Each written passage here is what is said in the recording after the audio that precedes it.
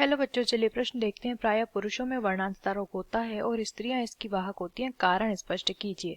तो आइए जानते हैं हमारे प्रश्न की मुख्य अवधारणा। हमारे प्रश्न की मुख्य अवधारणा है, हमें बताना है ये जो रोग होता है वर्णांतता।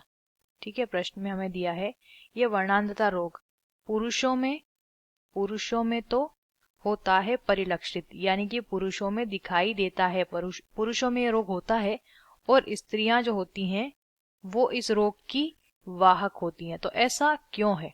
देखिए, वर्णांतता देख लेते हैं पहले क्या है। वर्णांतता का जो रोग होता है उसमें जिसे रोग हुआ है उस व्यक्ति की रंगों में भेद करने की जो क्षमता होती है वो क्षमता या तो कम हो जाती है या फिर समाप्त हो जाती है। इस रोग को वर्णांतता, कलर ब्लाइंडनेस हम कहते हैं। वर्णांतता का जो रोग का जो जीन होता है, ये जीन संलग्न होता है किसके साथ? एक्स गुणसूत्र के साथ ये संलग्न होता है। एक्स गुणसूत्र के साथ वर्णांतता के रोग का जो जीन होता है वो संलग्न होता है और पैतृक पीढ़ी से संतति में जाता है। अब चूंकि जो स्त्रियां होती हैं उनमें इस रोग का जो जीन होता है, वर्णांतता के रोग का जो जीन होता है वह अप्रभावी रूप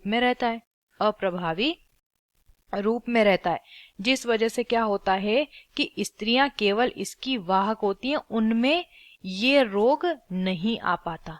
और चूंकि पुरुष जो होते हैं उनमें, अब यहाँ पे स्त्रियों के पास 2 एक्स गुणसूत्र होते हैं, ठीक है। अब पुरुषों में एक एक्स होता है, एक वाई गुणसूत्र होता है। तो इस एक्स गुणसूत्र पर ये जो जीन होता है, क्योंकि एक ही एक्स गुणसूत्र है, तो इस जीन पर ये जो हमारा रोग का जीन है, ये जो रोग का जीन होता है, ये प्रभावी रूप से यहाँ पर आ जाता है एक ही एक्स गुणसूत्र की उपस्थिति के कारण। और प्रभावी रूप होने के कारण वे जो पुरुष होते हैं वो इस रोग से क्या हो जाते हैं? ग्रसित हो जाते हैं। आशा करते हैं आपको इस प्रश्न का उत्तर समझ आया होगा। धन्यवाद।